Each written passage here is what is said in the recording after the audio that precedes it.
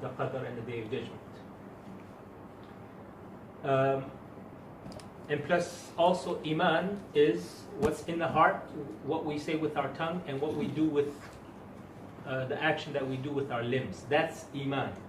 Any one of them is missing is void of iman. So if a person, he believes in Allah and he says he believes in Allah and he says La ilaha illallah, but this person, he does not pray salah, never. He doesn't fast the month of Ramadan. Is he a Muslim? One person recently died. She's 70 plus. 70 plus. In her life, she probably fasted maybe a few days of Ramadan. In her life, she probably fasted, if you were to, maybe 1 month worth of prayer. Now she's dead, 6 feet under. What do you think is going to help her? Her wealth? Her family? Her kids? Nothing.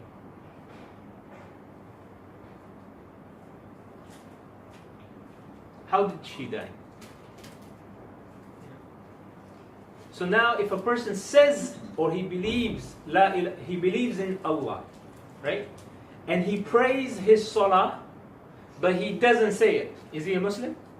No, he's not a Muslim. A person, he says he's a Muslim and he prays salah, but he doesn't believe in it. Is he a Muslim? No, he's not a Muslim. A person, he prays salah, but he doesn't say he's a Muslim and he doesn't believe in it. Is he a Muslim? No. So in order for you to be a believer, you must have these 3 things of the 6 pillars of Iman. So anything we do is connected somehow to the 6 pillars of Iman. Whether it's Salah, whether it's Hajj, it's connected to the 6 pillars. Zakah is connected. But right now we're on the topic of Ramadan. So let's go ahead and define what is Siyam. Siyam, linguistically, we always give the 2 definitions. Linguistically, meaning the Arabic definition, and then we give the technical definition, which means what Islam says it to be. So for example, the meaning of Salah in Arabic means dua. But technically, meaning the Sharia, the definition of Salah is what we know it to be, which is to stand up in prayer and make the niyyah with takbiratul ihram, reciting surah al-Fatiha, making ruku, sajda and jalsa, reciting all of these, the adhkar in their respected places, sending salutation on the Prophet ﷺ, making dua in it, having tumanina, having tranquility in it, and ending it with salam. This is the definition of salah. Is the definition of dua in there? Yes, it's in there, but it is even more comprehensive, more inclusive. So the meaning of siyam, you guys want me to write it down?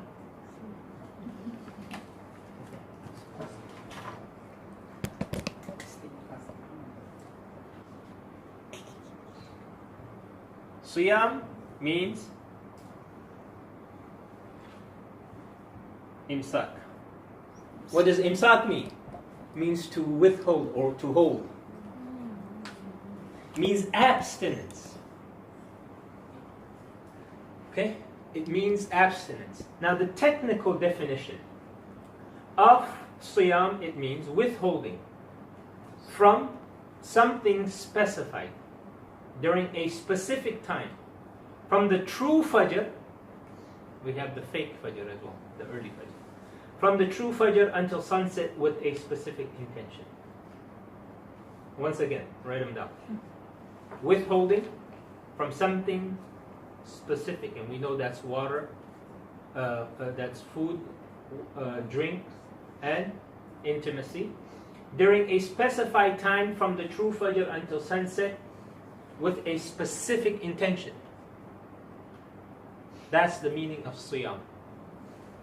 Now the Quran, Allah subhanahu wa ta'ala, He says in chapter 2, verse 183, يَا أَيُّهَا الَّذِينَ آمَنُوا كُتِبَ عَلَيْكُمُ الصِّيَامُ كَمَا كُتِبَ عَلَى الَّذِينَ مِنْ قَبْلِكُمْ لَعَلَّكُمْ تَتَّقُونَ. O you who believe, fasting has been prescribed for you as it was prescribed for the people before. But what is the difference between our fasting and the fasting of the nations before us? There's a few differences the scholars they mention. The nations before us, if they used to talk in their fasting, it used to break. All the sisters are gasping because normally the sisters are talking. We brothers, we just sleep. We don't want to talk to anyone. The nations before, if they even talked, their fasting broke. No buying, selling. You buy, you sell, you do sign language. We have the example of Ibrahim alayhi salam. When he was leaving his wife Hajar and Ismail in Mecca, he couldn't talk. Why couldn't he talk? He was fasting the command of Allah. And what did she ask him?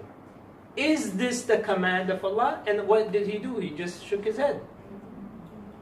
He nodded his head.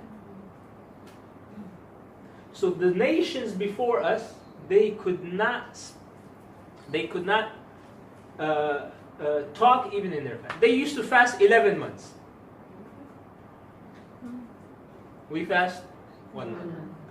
But we are the best nation. Not because we pray more. They used to pray 50 times. They used to fast more than us. When they go for jihad and whatever spoils of war they got, it was haram for them. A fire used to come and devour it. For us, it's halal. And I will talk more about this. They lived longer than us. What does that mean, they lived longer than us?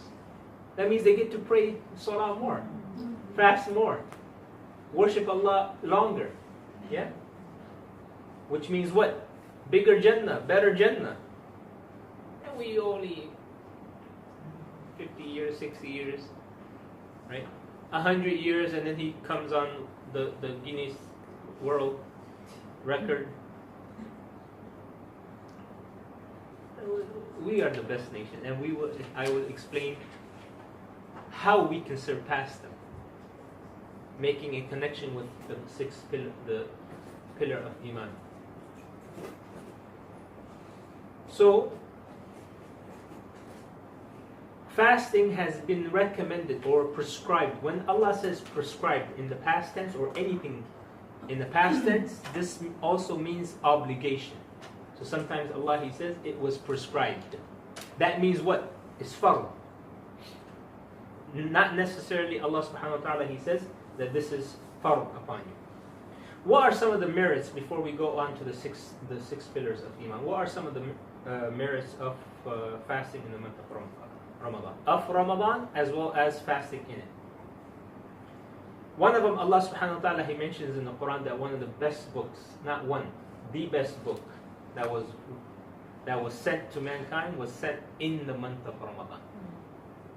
And we don't realize the significance of this. Allah subhanahu wa ta'ala took it from the sacred tablet, which no one has access to, which is only with Him. He took it down to the lowest heavens. And He gave it, and He entrusted the angels with it. From when? On the 24th of Ramadan.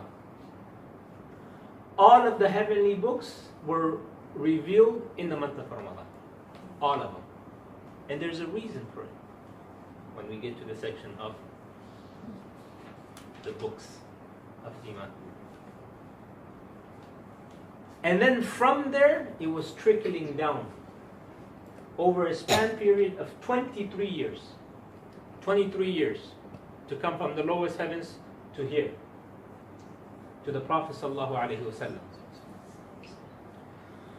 And this Quran was revealed as a guidance for mankind as well as Al-Furqan. What does Furqan mean? Huh? The what? Criterion. What does criterion mean? My English is not too good. Right or wrong? Right. Yeah. It makes you distinguish between what is good and what is bad. It gives you the ability to distinguish. Otherwise, without this Quran, would we know alcohol is haram? Would we know alcohol will go ahead and do this and people will? No. Would we know extramarital affairs is wrong? We would not know. We would be like animals. Survival of the fittest. Would we know killing others is wrong? No. This Quran came as a criterion. It tells you this is good, this is bad. Why? Because we are animals. Both Islamically, meaning, and scientifically. In science, they put us in the category, there's what, I think four categories, right? The plant kingdom, the animal kingdom. We are in the animal kingdom. So even the scientists say we are animals. Now, the difference between, what do animals have? Animals have only pure desires. They don't have any purpose. Do they have a purpose? Meaning, do they have a purpose? Okay, we have to go to Jannah. They don't have any purpose. Do they give classes like this, preparation for Ramadan? Okay, all right, you lions, make sure you only kill a few. Don't kill too many deers. No. Animals have only desires. They eat, they drink, they mate, and they sleep. That's it. The opposite of animals are what? Angels. They have only purpose, no desires. Angels, they don't eat, they don't drink, they don't mate, they don't sleep, they don't get tired. Their only purpose is to worship Allah. They don't get tired. Right now there's angels sitting here. Why? Because this is worship. They love worship so much that they even sit around those people who worship Allah. Someone is reading Quran, they're sitting, listening attentively. Every single time you pray, there's angels praying behind you. Can you imagine? And they see you praying like this. You think they like that prayer? They're there to take your prayer, watch you, because they get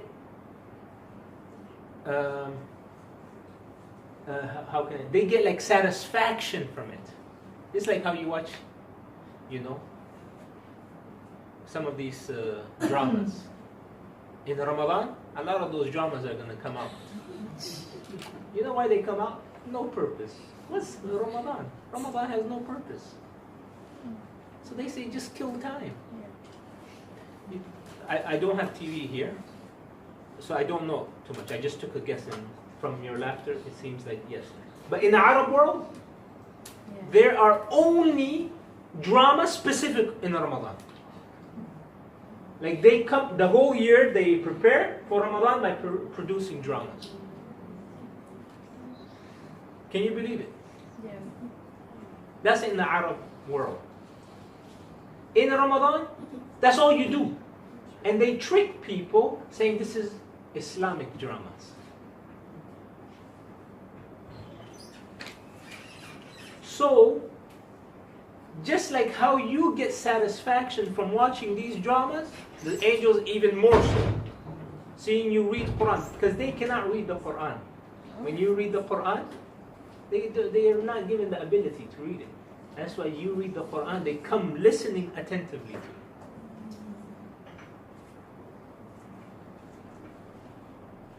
So the angels, they have only purpose, no desires. You pray, they're right there. Even visiting a sick person. When was the last time you guys visited someone who was sick? This is a lost sunnah, by the way. Visiting a sick is a lost sunnah. In the time of the Sahaba, they used to ask around, who's sick so we can go. Why? Because the minute you set out, the mercy of Allah is covering you, is upon you. And once you go there and you visit Him, you are engulfed in the mercy of Allah. That's just one of the whole chapter of maybe 100 pages of the benefits of visiting the sick. The angels, because this is a worship, the angels, they make dua for you. Of what kind of dua? Oh Allah, forgive him. Forgive him for his sins. And we feel self-sufficient of needing forgiveness. Say, oh, I don't have any sins. No, any type of opportunity you can get for having your sins forgiven, you take that. And Ramadan is one of them. Angels have no desires, and they have only purpose. So they do not لا يعصون الله ما أمرهم ويفعلون ما يؤمرون. The angels, Allah, He says in Surah Al-Qaf, I think, He says, لا يعصون الله ما أمرهم. They do not disobey Allah whatever they are commanded. ويفعلون, and they do ما يؤمرون, whatever was given to them, whatever was commanded. We, on the other hand, where do we stand in this equation? Right in the middle. We have purpose and we have desires. Whichever one overcomes the other, that is what we're going to be. If our purpose overcomes our desires, we're going to be like angels. And if our desires overcomes our purpose, then we're going to be like animals. Is that clear?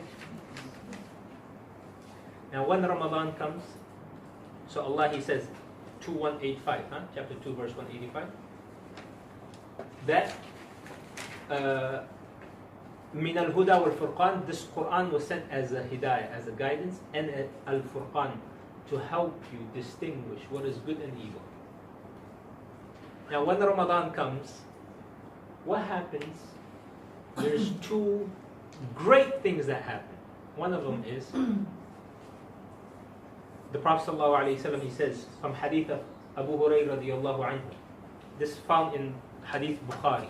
I'm going to say it in Arabic for my Arabic students, so that way, because they don't like me to recite any more hadith in English. They can't understand English anymore.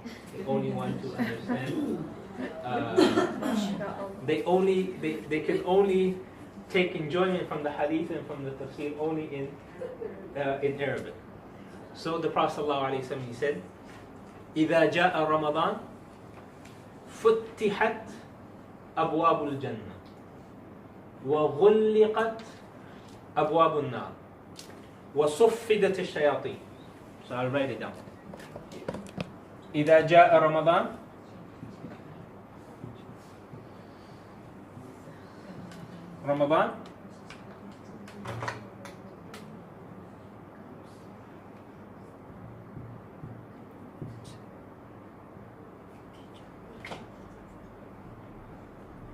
أبواب الجنة و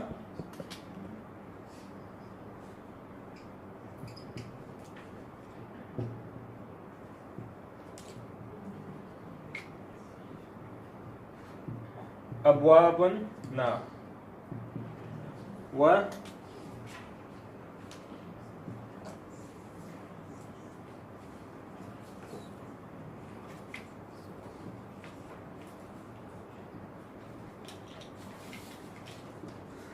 Now, pay attention to the one in the red. What does it mean? How do you say open? Fataha, right? But this one is? With the shadda, right? What does shadda mean? What does shadda mean? There's emphasis in this. There's emphasis there. What does that mean? That means in the translation you will get what? When the month of Ramadan starts, the gates of Jannah are open. Is there any emphasis you hear? No, you only hear the emphasis when you read it in Arabic. He says this is what it means. That's why, look, hear the Arabic part of it.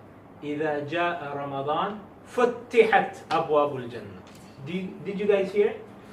Even the untrained ears will hear it. وَغُلِّقَتْ أَبْوَابُ النَّارِ. Did you guys hear it? Yeah. But when the month of Ramadan starts, or when the month of Ramadan comes, the gates of Jannah are open. Any emphasis there? No. So I will give you the emphasis. إِذَا جَاءَ رَمَضَانَ. When Ramadan comes, the gates of Jannah are flung open. What does that mean? You know, if a high wind comes, what happens to this door? This door just not shh. Ramadan doesn't go like this. The gates of Jannah don't go like this, huh? They flung open like this. One is to open it, okay, one person at a time. When you flung it, what happens? Huge. Anything possible can go through it. When you want to bring a couch through, what do? You flung open the door. It doesn't mean there's a crack. Open, yeah, there's an opening, meaning there's a crack. That it can mean that. And then وَغُلِّقَتْ أَبْوَابُنَا. What does that mean? Close? No, not close. Yeah, slammed shut. Shut down. Shut down. Slammed shut. With a lock on it too. With a lock on it. وَصُفِّدَتِ الشَّيَاطِينَ. And the devils are chained up. Not restrained. No, they're chained. They can't do anything. It means what? You want to go in Ramadan? So easy to go to Jannah. Yet people say, no, I don't. So hard to go to Jahannam, yet people are fighting to go to Jahannam. They are trying to break that lock and say, I want to go. And somehow they sneak in. Very hard. In the month of Ramadan, I'm getting ahead of myself. Now, how do we prepare for Ramadan? The people, there's two types of people, huh? These are the notes. There's two types of people. One are the people of dunya, and they prepare for Ramadan as well. The people of dunya, they prepare for Ramadan. How? In summary, I just summarized it in 5 ways, okay? You can go do research, other scholars, 100 ways. You're not going to read it. You're not going to read it, and you're not going to remember it. But 5 ways is a good number. But there's 5 ways the people of dunya, they prepare for the month of Ramadan. Number 1.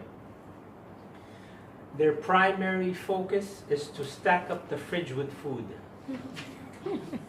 If you fall under, you are from this category. What is it? They do, what is it called? Daging? No, not daging. Rindang. Rindang, and they put it in the... I asked one of my students about 2 years ago. I said, come to this class. They said, no, Ustaz, the whole 1 week we are doing rendang duck. And I said, what do you mean? He said, we have to stack up the freezer. Wallahi, she told me that. It's true. And then others from the Pakistan, India community background, they stuff their freezers with sambosas. They make their maid, okay, make 100 sambosas. Samosa. What did I say? Yeah. We call it samosa. Yeah. They make like 200 and say we're gonna eat 1 a day. My maid asked my wife the other day, you guys, like to have sambosa, I can make it in my house and bring it. So their primary focus is what? Okay, we have some people, they go and, even I'm guilty of it. I told my wife maybe I should slaughter a lamb. That's our primary, alhamdulillah, I did it. That's our primary focus. Ramadan comes, how can we stack up our fridge? That's the primary focus. Whereas this month of Ramadan is the month of fasting, not the month of feasting. But for the people of the dunya, meaning their desires is the desire of dunya.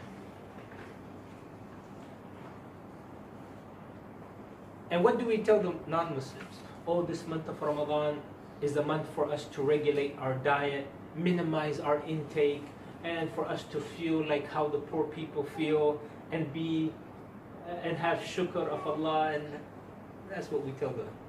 I bet you if they came to our houses during iftar, or maybe 1 hour before, they say this is not the month of fasting, this is the month of feasting.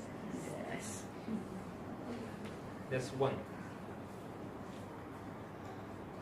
And it's so unfortunate that we make our wives, where are the brothers? My brothers? We make our wives spend the whole the whole day cooking. She doesn't have Jannah. My Jannah is her Jannah. That's the mentality we have. I'm not saying don't serve your husbands. That's the biggest reward you will get, huh? If you have a choice between serving your husband or being in this class, which one should you be? Serving your husband. If you have a choice between being serving your husband or praying tahajjud, which one? Yeah, the husband. Nothing will take you to Jannah faster than serving your husbands. But when in the month of Ramadan, convince your husbands not to make it the month of feasting so you can have some time worshipping Allah and taking that benefit from it. So our wives spend, and our daughters, they spend all their time in the kitchen cooking for us. The Prophet ﷺ, listen to this, what he said, and write it down. The Prophet ﷺ, he said, those whose bellies are fullest today will be the hungriest on the Day of Judgment.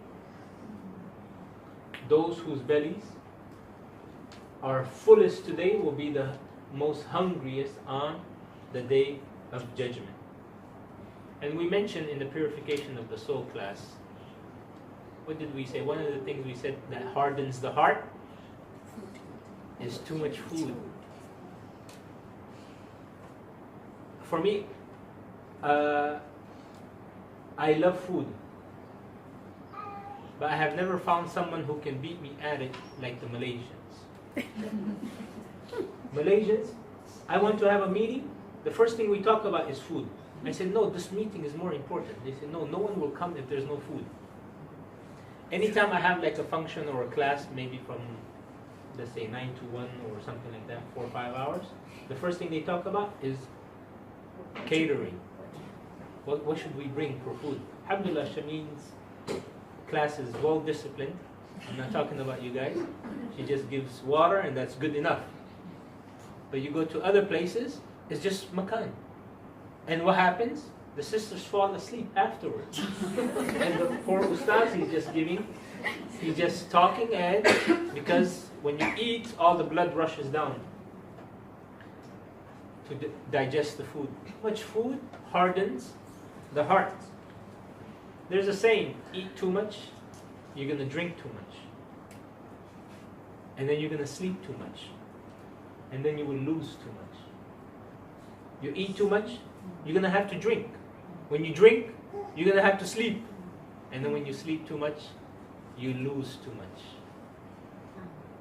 You lose too much time. Too much of the benefits that you could have been otherwise reaping. Number 2, the people of dunya, the way they prepare for Ramadan is when they hear Ramadan is around the corner, when they hear or when they see the posts on social media, 10 days left, 9 days left. It is like those people who, when their court date is coming, you know, we have 1 week to go. The guy, you can see clear signs of fatigue in him. Already Ramadan is taking a toll on him. So these people, when they prepare for Ramadan, they prepare by exhibiting clear signs of displeasure on their face. They're like, oh, Ramadan. They're irritated. They don't want to attend any of it. They said, this is too much for me already. How am I going to do this? How am I going to do that? And the only reason he fasts is because others fast around him. But he doesn't pray his salah. Even though salah is more important than fasting. I know people, they fast Ramadan but they don't pray. In or out of Ramadan. You're like, subhanAllah. You know why? Because he's afraid others are going to talk bad about him. So he fears the talking and the gossip of the people rather than Allah. If no one else, if there was no one to talk against him, even the drunkard will talk against that person. So he fasts. He said, man, I can't be worse than him. If it was not for that, he would also not fast. Allah, He says, and we know this hadith, I was never in need of you or your fasting. You hated my worship, and so you have nothing with me on this day. To such people, Allah, He says, you know, the people who just fast for the sake of what other people are going to say or not say. Allah, He says, I have no need. You think you not eating something, Allah, He says, okay, this is reserved time. You know, in some countries, like in Pakistan, on Saturday you cannot buy meat. You know why? Because of, what is that thing called? To preserve cattle slaughtering and, you know, consumption of meat. One day in a week, they don't. You cannot buy meat, you cannot sell meat, you cannot slaughter, nothing. Yes, there's a black market for it on Saturday, but that's besides the point. But in Pakistan, for example, why? Because they want to preserve some of the livestock. When you eat, do you think Allah is, when you fast Ramadan, do you think Allah is doing the same thing? No. It's not like, okay, Allah is trying to stack up His reserves or His treasures. Okay, let me, you know, this is something so I can spend the rest of, on my creation for the rest of the year. No. Allah gets no benefit from it. So Allah is saying, you're fasting, I get no benefit from it. What benefit is it going to reach Allah? I was in no need of it. This was actually for you. The month of fast, the month of Ramadan. But because you hated it, then you have nothing on this day, i.e. the day of judgment. Allah, He says in chapter 47 verse 9, He said that is because they hated what Allah revealed, so He rendered their deeds null. In chapter 47, Allah, He says, ذَلِكَ بِأَنَّهُمْ كُرِهُ مَا أَنزَلَ اللَّهُ فَأَحْبَطَ أَعْمَالَهُمْ. Allah, He says that is because they hated what Allah revealed, so He rendered their deeds null. He made it zero. Number 3, they prepare for Ramadan by regulating their work hours. Not for the sake of worship or reading Quran, but to maximize opportunities for sleeping. In Ramadan, what happens? You get still 1 hour lunch break, right? What do you think happens in that 1 hour? The musalla is filled with people praying. Praying or sleeping? Or reading Quran. The musalla means surah. Huh? The surah. People will go ahead and say, okay, let me go ahead and sleep at this time so I can go ahead and wake up on. They regulate their working hours, not for the sake of reading Quran. And at the end of this course, I will teach you one of the most efficient ways for you to finish the whole Quran in the month of Ramadan. And it only takes 5 minutes. Just 5 minutes. The whole Quran. Just in 5 minutes. Don't ask me now. I said at the end. Number 4, they prepare for Ramadan by planning on how to kill time. If I told you I saw a guy on the street, he was burning money. You know, some of these Buddhists, they burn money, right? The original religion was to burn actual money, right? But now they made bid'ah, you know, some of their scholars, some of their sellout scholars, they introduce new bid'ahs and say, no, you can print money, you know, copy, and just burn fake money. That's good enough. Just give me 5% of what you were about to burn. We have some of those scholars in Islam as well. So, but let's say a person, he takes out 100 ringgit bills and he burns them. What kind of person you think he is? He's crazy, he's stupid. The police will catch him and they will arrest him and put him in the mental hospital, right? Wallahi, I tell you, you go to the mall, you go to the what is it? The mamaks and all of those people who are busy with their phones like this, like zombies, they're killing time. They should be put more into a mental institution than those people burning money. You know why?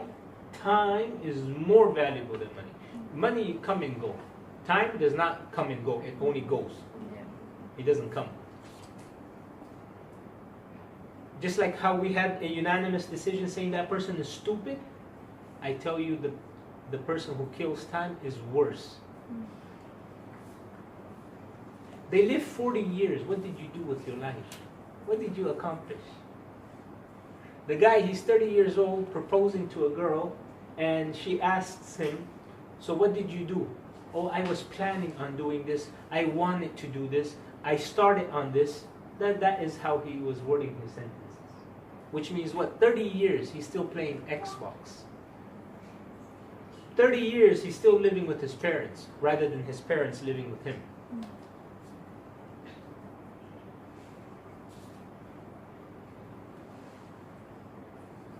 And this person, why? Because all he does is waste time. There are some people, I know this, one of my professors, he told me, he said when he was a student here in Malaysia, he finished law, Islamic law. And he studied with the professors. Now he's a full professor. You know, we have doctor, then you become assistant professor, associate professor, and then professor. And then if you have long enough time, then you become emeritus. So he's a professor now after teaching 20 years. His teachers are still assistant professors. Why do you think that is? They don't care. What did they accomplish? Nothing.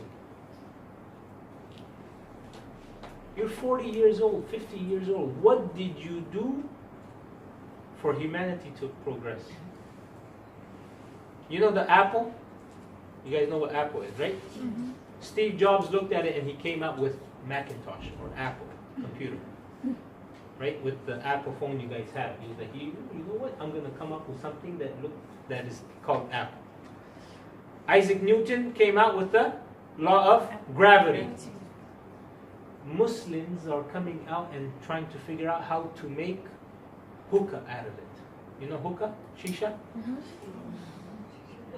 They say, okay, what kind of flavor you want? Apple, watermelon, lemon, what do you want? This is what the Muslims are. Here in Malaysia, now is just 5 years ago I came, there was no hookah lounges, no shisha. Now even the mamaks have shisha. And it is more prevalent in the month of Ramadan than outside. I thought, وَسُفِّدَتِ الشَّيَاطِينَ. I thought shayateen were supposed to be locked up. Oh, I have to make a disclaimer.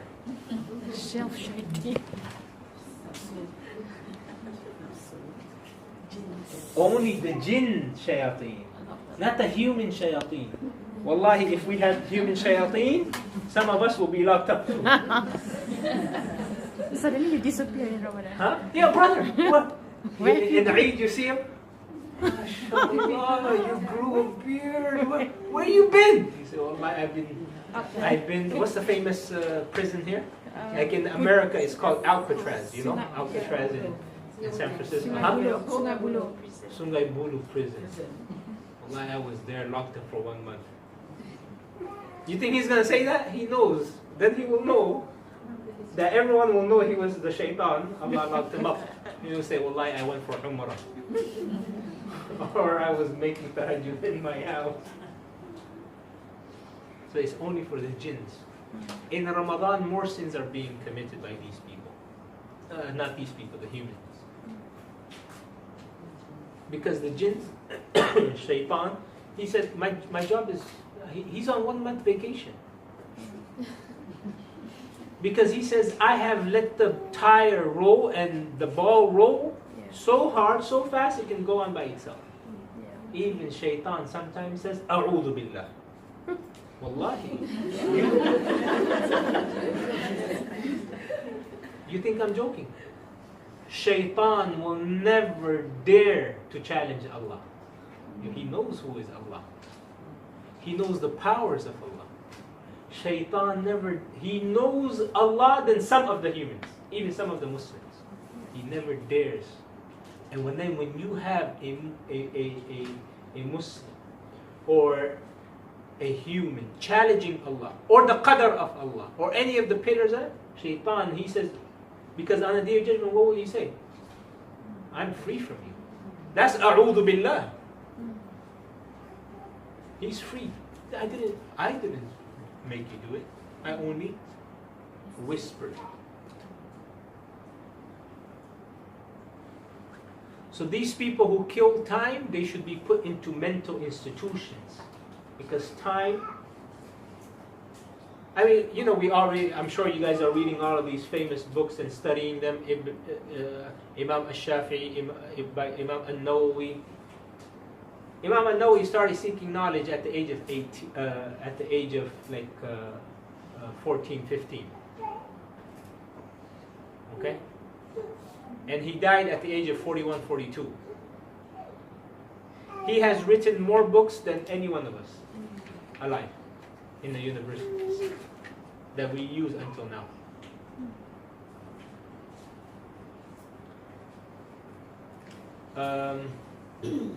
Same thing with like Imam Bukhari. Ibn Taymiyyah was mufti by the age of 18. By the age of 18. You look at one guy, he said, what did one sister say? Oh, he's too young to be Sheikh. Not because it's not possible. It's just when there is one person, like, oh no, there's something wrong.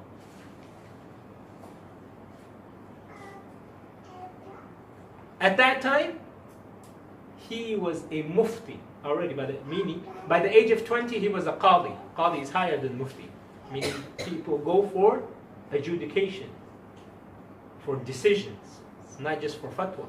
Fatwa you don't have to follow it, but judgments you must follow. By the age of 20 he was already an Islamic judge.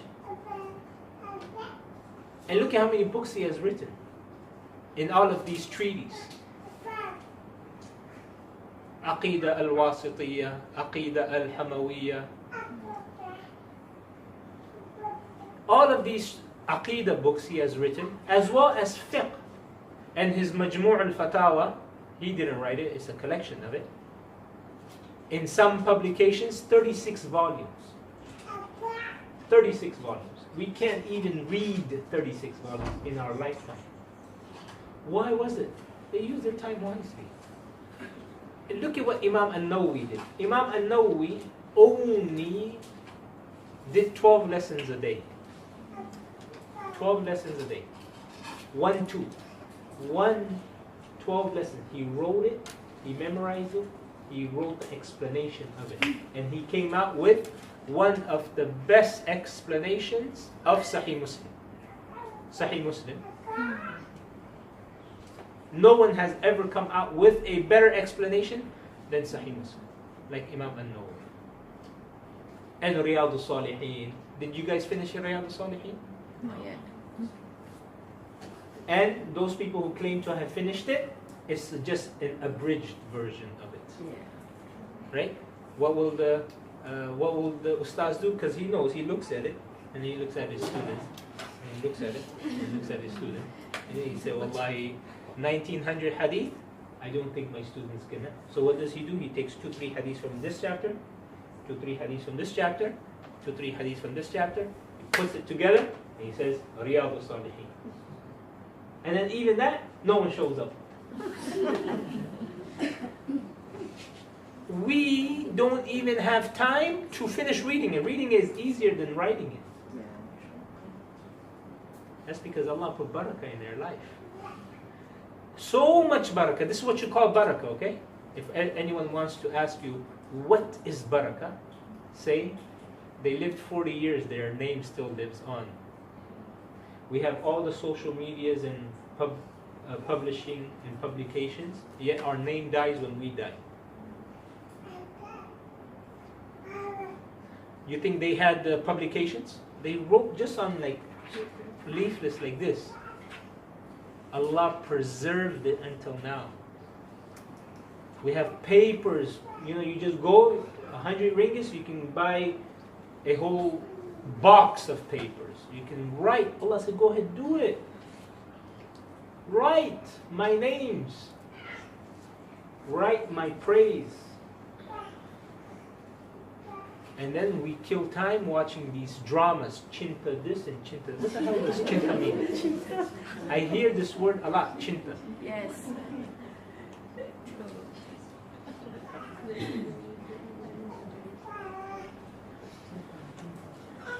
So they watch TV. They learn a new recipe. Oh, I'm gonna try this new recipe. Let me watch YouTube video, and then oh, I never tried it. Any time the husbands want to,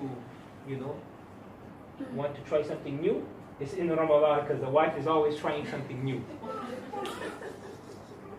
They're learning new recipe. Wallahi, did you learn a new surah so you can recite your salah other than Qul Huwallahu Ahad and Inna A'tayna?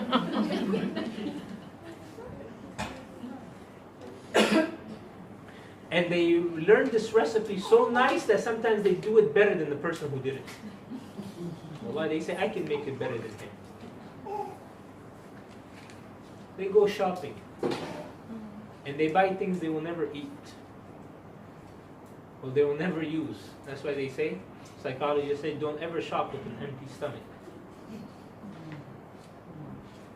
And these people, they will undo the good deeds of their fast by spending their evenings after iftar in disobedience.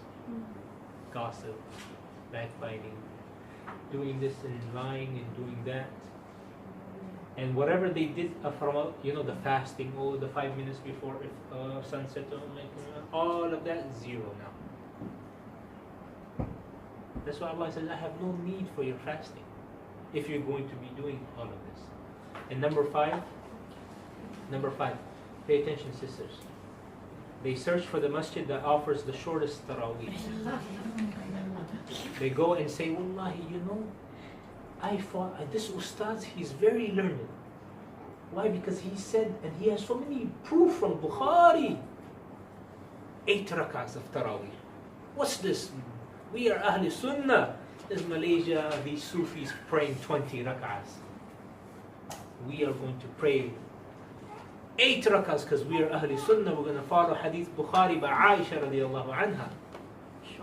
So they go, and then after 2-3 days of them praying 8, they say, Wallahi, the Prophet ﷺ, he never prayed Taraweeh in Jama'ah.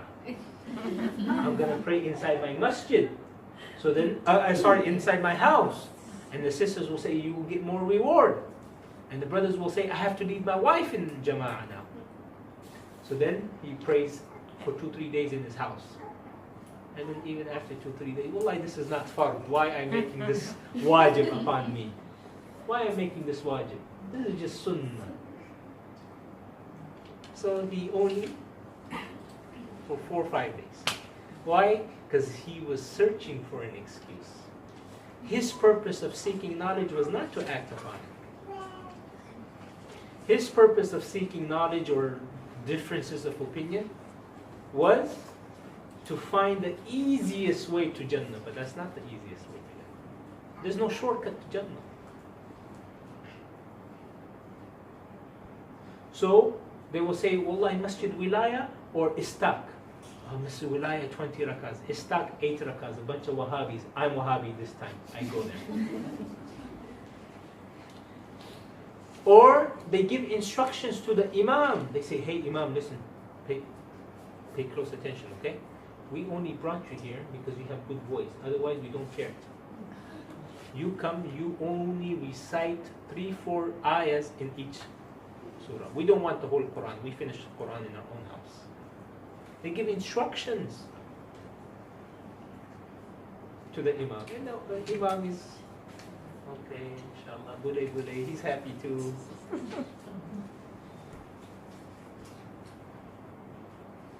Wallahi, you asked me, the Prophet ﷺ, he did this? No, he didn't do it. He prayed Surah Baqarah in 1 rak'ah. And his ruku was the same as his standing, but a little bit less. His Sami Allah liman hamida the same as his ruku, but a little bit less. His sajda was the same as his qiyam, but a little bit less. Hadith of Aisha in Bukhari. And then second rak'ah, Ali Imran. Third rak'ah, Surah Nisa. Fourth rak'ah, Surah Ma'idah. That was the prayer of the Prophet. So don't worry about 20 rak'ahs or 8 rak'ahs or 30 rak'ahs. Worry about pray 2 rak'ahs and let's see if Allah will accept it. Hasan al-Basri radiyallahu anhu, he said, rahmatullah alayh, he said, if someone was to tell me that your 2 rak'ahs have been accepted, he said, this is sufficient for me. 2 rak'ahs. You tell me, can you guarantee yourself your 2 rak'ahs in your whole life is accepted by Allah? 2 rak'ahs. Just 2 rak'ahs in your whole life accepted by Allah? Guarantee it to yourself. And then we worry about what to, what to say and how to. Don't worry about the fiqh of it. Oh, you go like this, ustaz, like this, or like this, or like this. What do? Ustaz, some people you see them praying as if they're new Muslims, right? So some pray like this, some pray like that. These are just the minute shaitan. Shaitan he has PhD in trichology. You guys know what trichology is? He has PhD in trichology. It's the science of trickery, of deception.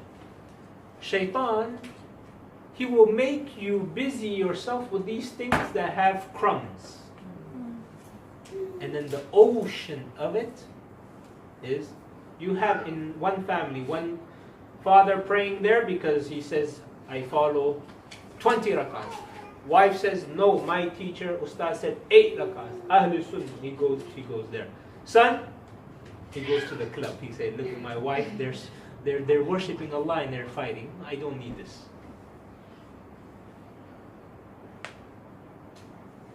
So who's the cause of him being misguided? No one else except the parents. So we fight over like this. You will see now YouTube videos, huh? 20 or posts on Facebook. 20 rakats, 8 rakats. Wallah, in the US there is several masjids, huh? 8 rakats, parking. 20 rakats, go left. Huh? Yeah, but you see the easy to go ask. yeah, easy. The guy, he can't wait to leave the masjid. He can't wait. He said, Ustaz, my drama, I have to go back. 10 o'clock starts. And this is only once in a year. Save the dramas. They call something, I don't know if you guys have it, DVR. Don't watch the drama, watch after Ramadan. See, now we do, we have come to a point where we cannot tell people don't watch it because they're not going to listen. We will just say, just delay it a little bit, please.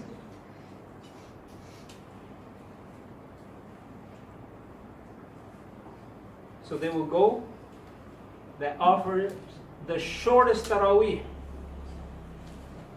Not because they have to wake up for work or even say, you know what, let me just pray and then I have to wake up for tahajjud again. They do that because they see tarawih as a burden. That's why you go to the masjid, I guarantee you. The first 2-3 days, packed. Then, from the 4th night, all the way until the 26th night, just 1 or 2 safs in Masjid Wilaya.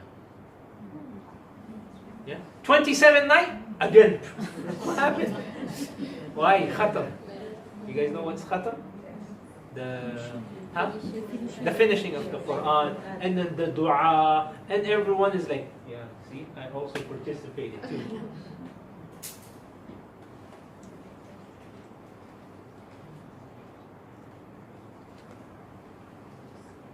That's why Allah, He says in the Quran, listen to this very carefully. We read the Quran, but we don't do tadabbur on it. Allah, He says, وَاسْتَعِينُوا بِالصَّبْرِ وَالصَّلَاةِ وَإِنَّهَا لَكَبِيرَةٌ إِلَّا عَلَى الْخَاشِعِينَ. Allah, He says, seek the help of Allah through as-salah, through sabah and salah. But this is very hard upon the people except those who have khushu', who have humbleness and submissiveness in their DNA. Those who have khushu'. But how do the people of Akhirah prepare for Ramadan? Inshallah, we ask Allah to make us from the people of Akhirah. All those laughters I was hearing, that was for because we know some people, right? It didn't apply to us. The slogan of the people of Akhirah is what? Hurry up Ramadan, hurry up Ramadan. There's one people, they were saying what? Like something like, oh, welcome Ramadan, we're so happy to see you. They will say this, you know. And even though it's not from the Sunnah, but it shows you how much they are looking forward to it. So their slogan is, Ramadan, hurry up, I can't wait for you to come. How many people alive last year, they're not with us this Ramadan? I'm sure you know at least one or two. They didn't make it. How many of us will be in this Ramadan but not next Ramadan? So how should you spend your Ramadan? No, this is a good question to ask. How should you make the intention, or how should you prepare for this Ramadan? Because you don't know if you're going to be alive until next Ramadan. So when you have this like this in front of you, this Ramadan, I want it to be, and I want a report from all of you guys, huh? Like I like to hear this feedback. I want to hear this Ramadan, Ustaz, I never experienced such a Ramadan in my life. That's our goal. Fiqh is not going to help you reach that goal. But the spirituality of it is going to. Number one, they make dua to Allah. They make dua to Allah, and this is before Ramadan, huh? I'm talking about preparation. I'm not talking about in Ramadan. I'm talking about preparation for Ramadan. They make dua to Allah, oh Allah, let me witness one more Ramadan. When do they make this dua? 6 months before.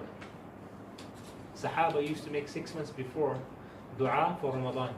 Oh Allah, help us to witness Ramadan. And then 6 months after, oh Allah, accept that Ramadan. See that balance? So these people, if we are the people of Akhirah, just like the Sahaba, you will say, oh Allah, please do not let me die except after I have witnessed Ramadan. That's why, when did Imam Bukhari die? The first of Shawwal. He died on the night of Shawwal, meaning Maghrib happened, last Ramadan, he died. Yeah. You guys might be wondering, why didn't he have the honor to die in Ramadan? Well, Allah gave him an honor to finish the whole Ramadan. Because at the end of Ramadan, Allah, He frees all of the people who fasted with true IMAN, yeah, from the fire of Jannah. He died on the night of Shawwal, meaning Ramadan just finished. He broke his fast, he died that night. Meaning on the night of Eid. It doesn't mean you die in Ramadan, khalas, Jannah is waiting for you. No, kuffar, munafiqeen, the sinners, they die in Ramadan as well. You think they go to Jannah? No. So it's not necessarily that in Ramadan whoever died. Yes, that virtue is definitely there. So we make dua from now. Oh Allah, help us to witness Ramadan. Let us not die except after having witnessed Ramadan. Keep on doing this. Number two, they prepare with an impeccable intention in advance. they realize that forgiveness of sins is related to their intentions. So they make this intention that from now, not when Ramadan comes. Oh, now I ask Allah for forgiveness. Not when it comes. You might not live until then.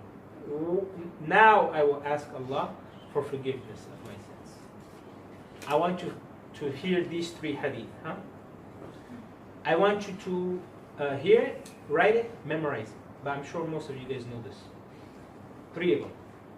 Whoever fasts in the month of Ramadan out of belief and hope in the rewards of Allah, all of his sins will be forgiven. You guys know this one, right? Man sama Ramadan, man sama Ramadan imanan wa ihtisaban ghufira lahu ma taqaddama min dhanbi.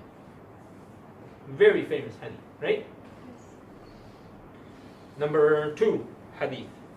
Whoever prays in the month of Ramadan, right? I.e. the tahajjud and the qiyamah, out of belief and hope. This hadith, I need you guys to embed it in, because my whole class is just about this hadith, just this hadith. Whoever prays out of hope, out of belief and hope, will have his sins forgiven. 3rd hadith. Whoever prays Laylatul Qadr out of belief and hope in Allah will have his sins forgiven. So this person, he's making this intention. That's it. I am going to ask Allah subhanahu wa ta'ala for forgiveness. And he has belief. And we said belief are the 6 pillars of Iman. And he has this hope in Allah. And Allah will forgive him. And how can Allah not forgive him when he has this kind of intention? Number 3, seeking knowledge in order to be able to follow the rulings of fasting and the virtues of Ramadan. Not like, Ustaz, I'm fasting, I'm sleeping, or whatever, I'm busy. And then they're rushing. No, you should have attended the classes. You prepare for Ramadan by seeking knowledge. By taking classes that will help you to prepare for Ramadan. Number 4, reading the Quran, and I will talk more about this. It was said that Sha'ban was the month of the Quran readers.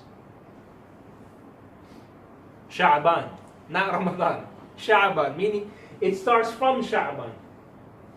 And some of the scholars, they said the month of Rajab, we know the beautiful month of Rajab, right? The sacred, one of the sacred months. 4 months sacred. Rajab is one of them.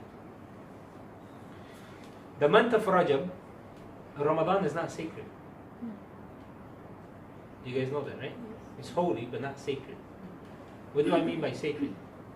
It's so sacred to Allah. These are the months of Allah. Which one? Yeah. Dhul Qa'dah, Dhul Hijjah, Muharram, and then all of a sudden we jump into the 7th. Right? Rajab. So the scholars, they said, the month of Rajab is the month of planting seeds. The month of Sha'ban is the month of irrigation. And the month of Ramadan is irrigation and crops. And the month of Ramadan, they said, is the month of harvesting those crops. So they prepared back in the Rajab. And what did we do? Alhamdulillah, I still have 2 months left. Let me go ahead and see which other restaurants I can find and eat.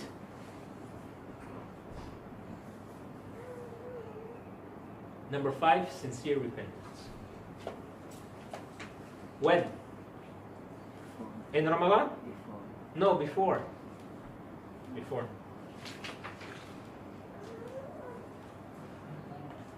Wait, let's take a break.